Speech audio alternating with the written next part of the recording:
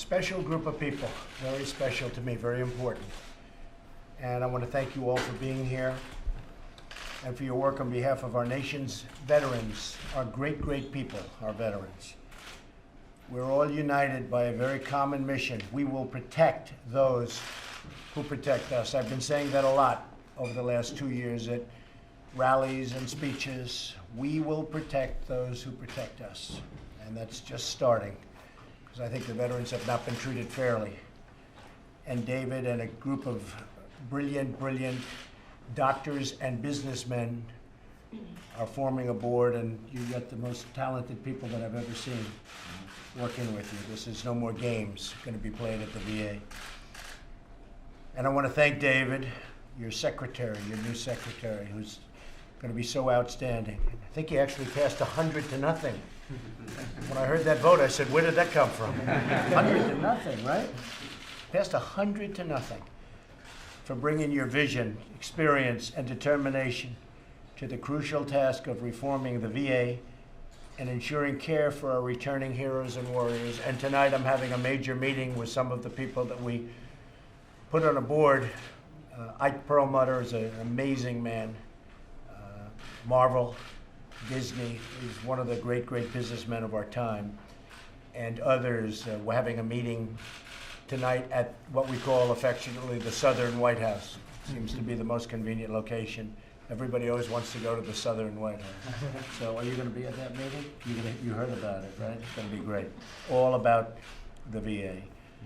The VA's mission statement is engraved in the plaques outside its headquarters. It reads, "To care for him who shall have borne the battle, and for his widow and his orphan." And that was stated by Abraham Lincoln. That was Lincoln's pledge, called Lincoln's Pledge. But for too many veterans, this hasn't been their experience at all. We've been reading horrible stories over the years.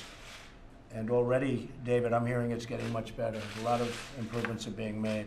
And it's going to change, and under my administration, it will change.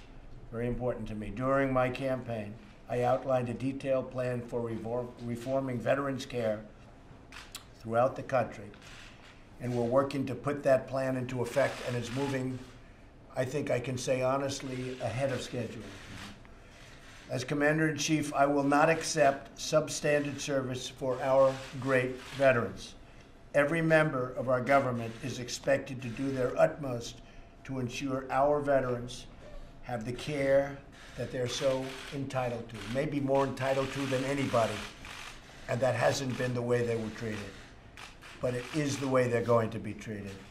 So again, I want to thank you all for being here. It's a great honor, and maybe I'll ask David just to say a few words. Sure.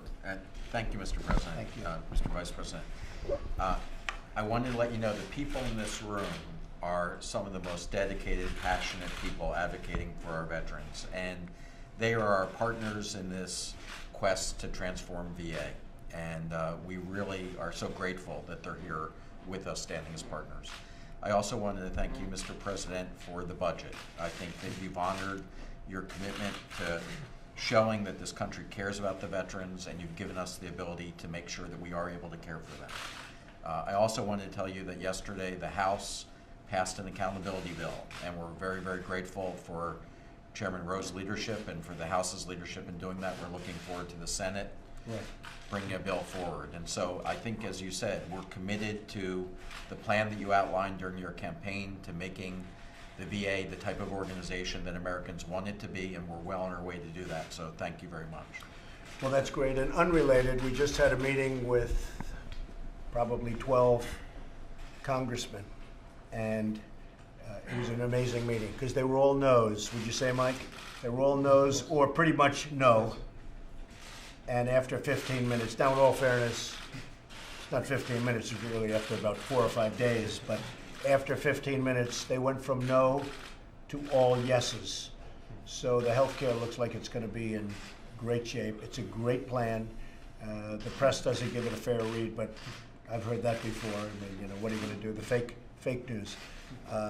But it's a great plan, or I wouldn't be involved with it. I wouldn't be involved. So we have 12 no's, and we have rejiggered it, and we've done some great things, but the no's in every single case, went to a yes. So that was a great honor, and healthcare looks like it's really happening, and it's going to be great. Obamacare is dead. Some of you folks have yourselves, but you have family members that have suffered greatly under Obamacare. It's dying. It's just about on its last legs. If we did nothing, if we did absolutely nothing, Obamacare is dead. It will fail. In Tennessee, where I just left, half of the state has no insurance carrier, no carrier. It's gone. And they're going to leave the other half of the state very soon. You have that in many cases. Many states are down to one, and they'll end up with nothing. So Obamacare is dead. We're going to come up with a replacement that's going to be fantastic, and we have no support from the Democrats. That's why it's a little, we have to go interesting little routes. Instead of just approving it, it has to be approved in pieces, and that's working out really well. But we just got 12 very, very great people that went from no or maybe, but maybe leaning to no, right, Mike? And they all have given me a commitment. They're voting for our health plan, health care plan. So that was great. I want to thank you all for being here, and let's talk. And the press will leave. Thank you very much.